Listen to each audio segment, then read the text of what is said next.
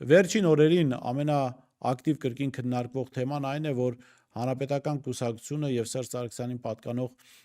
պատիվ ունեմ խմբակցությունը ազգային ժողովի թեկնածու են առաջադրել, մեր հաջորդ հոդվածը հենց այդ թեկնածուի մասին է։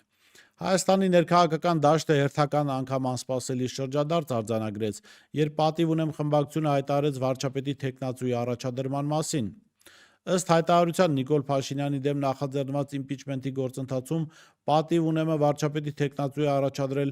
Մասիսի քաղաքապետ Դավիթ Համբարձումյանին։ Այս քայլը հնչեղություն ստացավ հատկապես այն պատճառով, որ գործընթացին միացան ՀՀԿ-ն ու անձամբ Սերժ Սարգսյանը,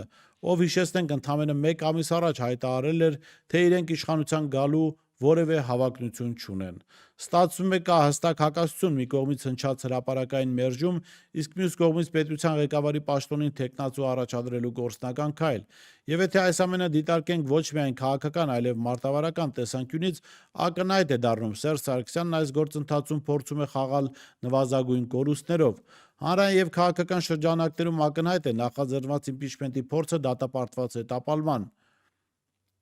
Անգամ այն ուժերը, որոնք հարկադրված են Փաշինյանին, հակառակվում են Փաշինյանին, նրանք չմիացան այս գործընթացին, թե մեխանիկորեն անհրաժեշտ ձայներ չկար, թե քաղաքական իմաստով նախաձեռնությունն այդպես էլ չձևավորվեց որպես համաժողովրդական օրակարգ։ Այդ իսկ պատճառով առաջադրված թեկնածուն պրովինցիալ համայնքապետ Դավիթ Համբարձումյանը շատերի կողմից ընկալվեց ոչ թե որպես իրական այլընտրանք, այլ որպես քաղաքական խաղի պատրվակ, որով Սերժ Սարգսյանի թիմը կարող է դուրս գալ իրավիճակից առանց բացահայտ ձախողում կրելու։ Եթե գործընթացը լուրջ լիներ, Սերժ Սարգսյանի ընտրությունը կկանգներ իր քաղաքական թիմի ծանր քաշայինների միջև, օրինակ ՀՀԿ փոխնախագահ Արմեն Աշոտյանի, ով տարիներ շարունակ հանդես է գալիս իբրև գլխավոր ընդդիմախոս, ՀՀԿ-ում հավատում են այս պնդմանը, կամ Արման Թաթոյանի, որի համար վերջին տարիներին Սերժ Սարգսյանը քարոզչական մեծ աշխատանք է իրականացրել։ Որպես մշակութային շեշտադրում պետք է տեսնել Մեհեր Մկրտչյանի նկարահանված «Իշխանություն 2» ֆիլմը, որն ըստ տարբեր աղբյուրների գրվել է Սերժ Սարգսյանի ակտիվ մասնակցությամբ։ Ֆիլմում գործող անձանցից մեկը՝ Ալիսան, քաղաքական վերելքի է հասնում այն բանից հետո, երբ ստանում է կոմպրոմատների փաթեթ Սերժ Սարգսյանին մարմնավորող կերպարից։ Այստեղ ըստ էության կար ակնարկ այն կոմպրոմատների մասին, որոնք ունի Սերժ Սարգսյանը Նիկոլ Փաշինյանի եւ իր իշխանության որոշ անդամների վերաբերյալ։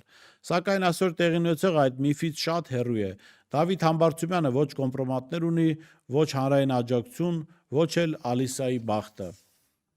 Իսկ եթե Ալիսան գոյություն ունի իրական քաղաքական կյանքում, ապա Համբարձումյանը ընդամենը զոհաբերվող ֆիգուր է նրա հաջորդ քայլերի ապահովման համար։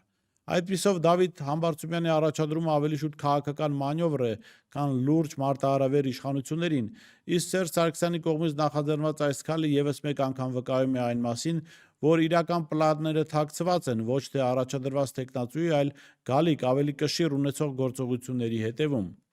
Իսկ Համբարձումյանը Սերժ Սարգսյանի իրական Ալիսան չէ, նա ընդամենը հեքիաթից դուրս մնացած անուն է, որին կարելի է օգտագործել եւ մոռանալ։